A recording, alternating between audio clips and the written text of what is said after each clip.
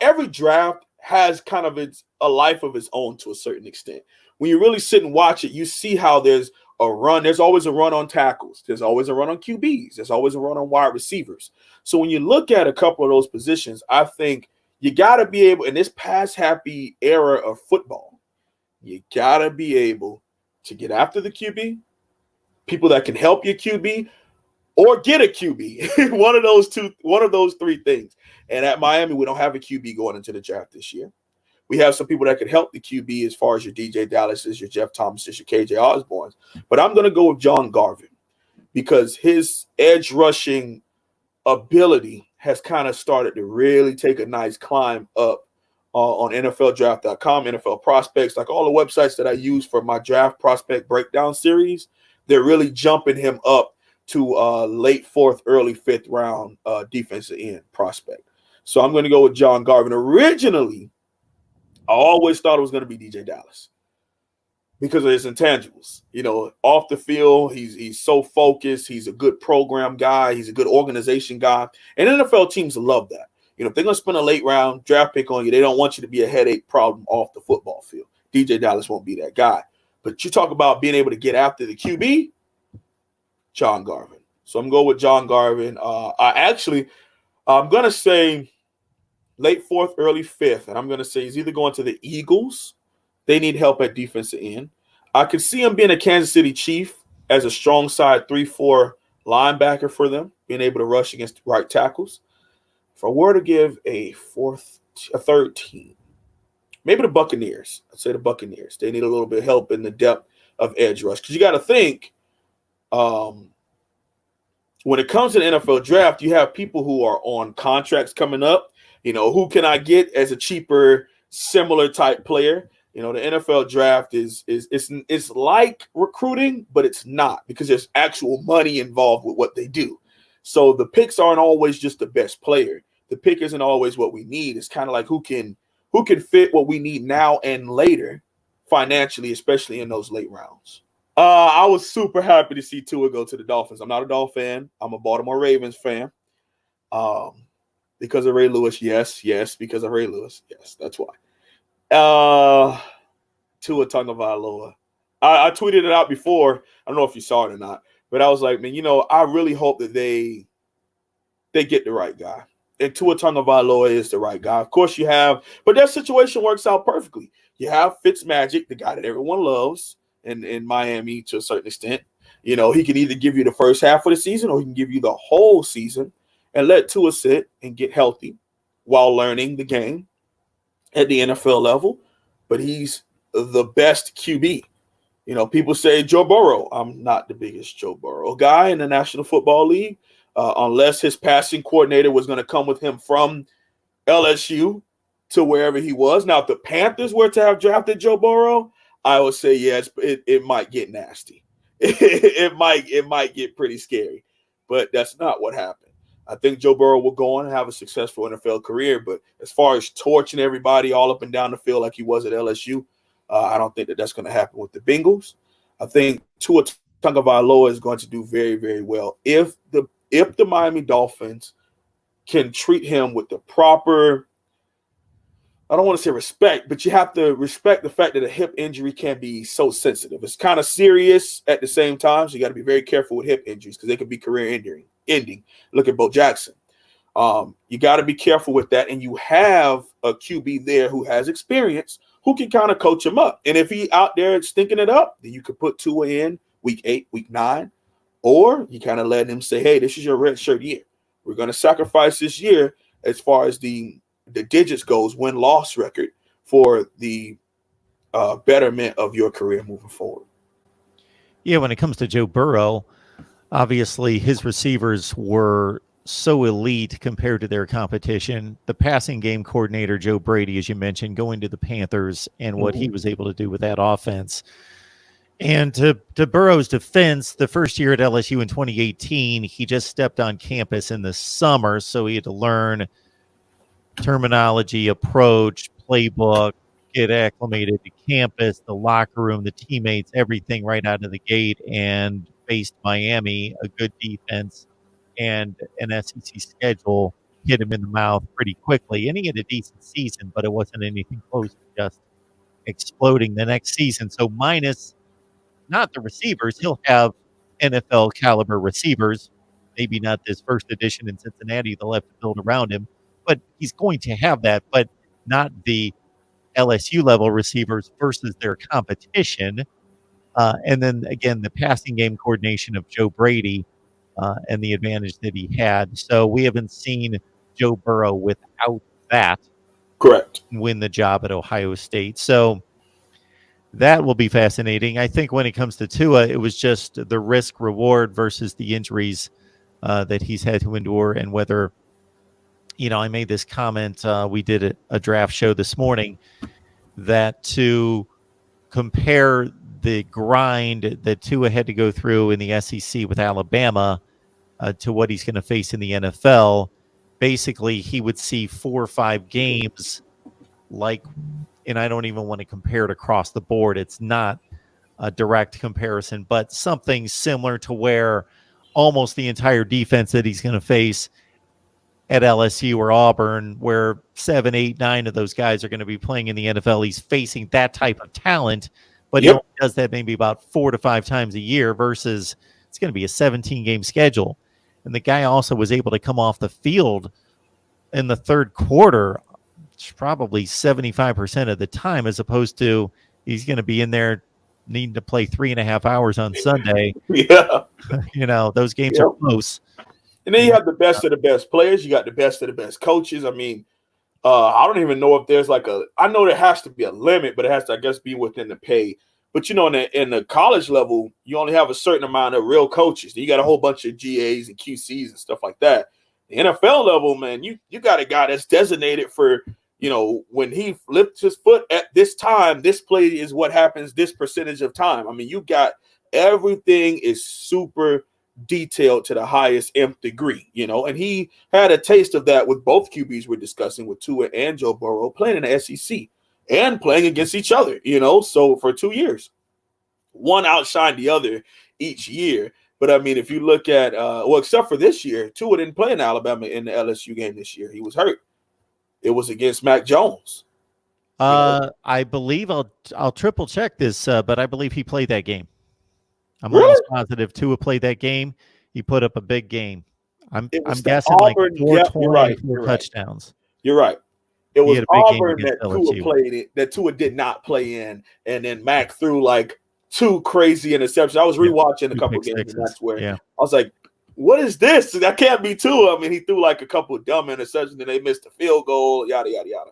But you're right. It was a guns a-blazing type shootout. Yeah. And isn't that crazy? If you were to go back 10 years from now, and let's say I did a show with you, and because that's when you kind of started it, right? Around 2010, 2011. Yeah. And we're on, and I'm going to say, you know what? 10 years from now, the SEC is going to look just like the Big 12 and the Pac-12, but even better, souped up. And you would look at me like, no way, especially because you looked at the coaches who were in the conference at that time. Looked at the players. I mean, you had 330-pound Terrence Cody. You had 310-pound Marcel Darius going up against 330-pound offensive guards from LSU. Now everybody's like, the heaviest person on most rosters is probably like 315. But his body fat percentage is down. He's lean. He probably runs a 5 flat in some way, shape, or form or fashion. It's great to see how modern, everyone has gotten. And we're late to the party at Miami, but we're finally starting to get to that point too, man. So, yeah. Any surprises for you that you saw or that you weren't expecting from the draft? I wasn't real enamored with the Jordan Love pick to the Packers, and it has nothing to do with him as a player, because the evaluations are that his ceiling is through the roof. It had more to do with the Packers situation. I find it curious that a team that went to the NFC Championship game but got blown out in the NFC Championship game and in the better of the 2 conferences, the NFC, which is just stacked when you think Cowboys, Packers, Niners, Saints, on down the line, Rams, Vikings. I got to add the Bucks to that too. It's my goodness, man. Yeah. The conference is just layered with good teams that if you went to an NFC Championship game, and you've got a 36-year-old all-time great quarterback, don't you think like you might want to take advantage of this window of opportunity? And the stat that I heard last night that I just couldn't believe, but thinking back, I couldn't come up with anything to dispute it, is that Aaron Rodgers has not had a skill position player drafted in the first round since he's been there. In 15 years, 2005, Yep. they haven't drafted a skill position player for him. Nope, not in the first round. They spent a lot on either offensive line, defensive players. I mean, the Packers pick is always one I look forward to just to see if they would ever do anything for Aaron. And I'm not an Aaron Rodgers fan. I'm a Tom Brady guy. But at the same time, it's like, how do you keep wasting this guy? And I'm starting to think that they're just kind of done with him. You know, they're ready to move on. It seems like it doesn't. The way that they just like, no, we don't care. All right, whatever, you know, step off if you want to, stay if you can, you know. That's how I look at it. You know, another thing I thought about, and I was discussing this with a good friend of mine who's in the chat, Mr. Rubicon, and I was saying, isn't it crazy to watch guys, and there's no disrespect to these schools, Texas Christian, Texas Tech, a horrific USC program, still producing first rounders? You know, we got to pull it together at Miami. We have to, because that doesn't make any sense. I mean, the TCU wide receiver that was drafted, his measurables are almost identical to Jeff Thomas. Speedster slot guy that cuts up in and out of routes, and you know, he's a punt return, kick return guy, but it was used properly, and you see him go in the first round. You know, those are the type of things that should be happening. You know, when these guys put pen to paper as 4-star, 5-star guys, you're like, oh yeah, he's a top 2-round guy. At worst, 3rd round. Hasn't been like that. And to make matters worse, TCU had 2 players selected in the first round. A corner and a wide receiver. Huh? A corner and a wide receiver. So what I'm saying, you know, that and it hurts because if you ever go back and do the star system, our players, Miami should be filtering the National Football League with it. And I hate being that guy. Woulda, coulda, shoulda, we did this and that guy. But when we come on and we discuss it, yeah, we have had problems in the past. But I truly believe that Coach Manny Diaz is making the hires. I'm not saying he's recruiting on the level of the greats or whatever, but he's making the hires to where the little details will finally be focused up.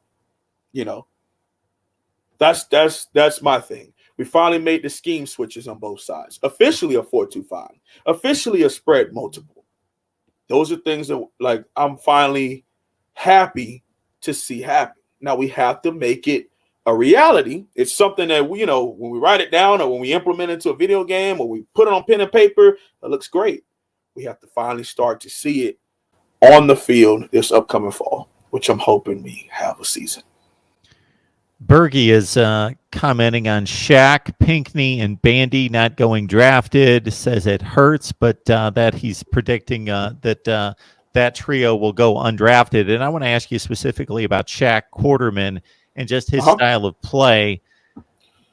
Is he a rough transition to the NFL in regards to being just a run stuffer and an inside guy and having difficulty maybe keeping up downfield and then also not being much of a pass rusher? Unfortunately, yes. It would be tough for him. I mean, a lot of the evals that I have read on him is that he's a shallow guy, meaning he has to be in coverage wise. He has to be shallow or middle of the field at best. Can't be on the field on 3rd downs unless you're sitting him after the QB. I mean, 46 and a half TFLs in a career, that's a lot of TFLs. 12 sacks, that's a lot of sacks. I mean, a lot of the evals that I was reading saying that his best play was him either downhill dive or him rushing the passer or blitzing, and then he happens to run into a running back, or blitzing and he hits the quarterback. You know, and it's going to be kind of tough for him to get acclimated to the pass-happy NFL. I believe he still will be drafted. I believe he will be another 5th, 6th round guy where a team is going to take a chance on him. I think maybe like the Vikings or the Packers, kind of like in that conference where they're still a little bit, they're pass happy to a certain extent, but the Vikings still run the ball big time. The Packers still run the ball big time. Bears still run the ball. And and the Lions? Well, Lions are a little bit more of the pass happy out of the four. But I think he would fit well in the NFC North where they still kind of run the ball. I think he could also go to the AFC North to a certain extent. Would I want to see my Ravens draft him? Sure, I wouldn't mind a Hurricane on the team. I could see him going to be a Steeler, maybe. Something like that, to where it's still a black and blue division, to where we're still hitting and smacking and running. What's up, Hot Boy Jay? How you doing, family? Stuff like that. If he goes to a pass-happy division, it could get pretty bad. It could get pretty bad for him. Of course, wish the absolute best. But if I'm answering an honest question, I think it'll be tough for him in a pass-happy division to hang around. But Trajan Bandy, I can see him going undrafted. I can see Mike Pickney going undrafted because of his injury history. I mean, how do you go all year having a broken fibula we tell him that it's a hip injury? He goes to the NFL draft where the NFL draft evaluators evaluate his injury and find out it's a fibula. That's not cool. It's not, whatever was going on there, we got to fix that big time. But out of those three, I can see Michael Pickney and Bandy going undrafted, but I see Shaq Quarterman being drafted and someone taking a chance on him because he has big special teams acumen also. I mean, he was a gunner for us for a while. I mean, I think he played special teams all 4 years. Yeah, he played specials all 4 years at Miami. And that's a nice place for your late round draft pick guys too. If I told you, I say if I came to you 15 years ago and said Texas, Miami, and SC would be, I don't want to say bottom feeders. That's just no above 500 teams. You wouldn't believe me. No way. Yeah, if you told me one of them was, I would say, okay, yeah, everybody has a down cycle. But if you said, yeah, Florida State, Miami, Texas, USC are all winning 6 games a year, 7 in that range. So for USC, basically, it's been 2 bad years. 2016, 2017. They won the Pac-12 championship, went to the Rose Bowl, went to the Cotton Bowl. So it's been, but I know it's been more extended than that. But they did have 2 good years under Clay Helton, right when he took over. Before that, they were down. So really, the USC down cycle has been since like 2009. So they're running on 10 plus years of down teams since Pete Carroll left. Aside from those 2 years, Miami's running on 15 or 16 down years. Florida State's running on. Well. Give us 17, 3. Mark. Give us 17. I'll give you 17. Jumping back up close to the top 10. Right. I think you finished 13th that year at 10-3. Right. For Florida State, it's been 3 consecutive down years at 7-6, 5-7, 6-7. So that's under 500 for 3 consecutive years for Florida State. For Texas, basically, they've been down since Mac Brown left. They went to the national championship game in 2009. They were decent a couple of years after that. And Charlie Strong and Tom Herman, they haven't been good. They turned in a decent season 2 years ago, finished right on the edge of the top 10 and won the Sugar Bowl, but I'm not going to push anybody for being back for 1 year. So basically, they've been down for the length of time that USC's been down since about 2009, 2010. It's been 10 years. The Texas has been winning, a lot of 7-5 kind of seasons. And their recruiting classes have been exceptional. They've out-recruited in terms of the rankings Oklahoma. Yeah. And see, that's the thing that when I talk about young men having to trust their future to a staff, trust their future to a coach, how can you get upset? I mean, he even went and clarified at Alabama State. Okay. Yeah, and threw in who was that first rounder then? We appreciate that. It was Alabama State. I checked it out as well. Who was their first rounder? It was a 23rd pick. And I'm going to have to go back now because I was trying to verify those other schools. Texas A&M really flooded the second and third rounds the last couple of years, but they did not have a first-round pick. So the Alabama State. Well, I mean, I'll tell you this much.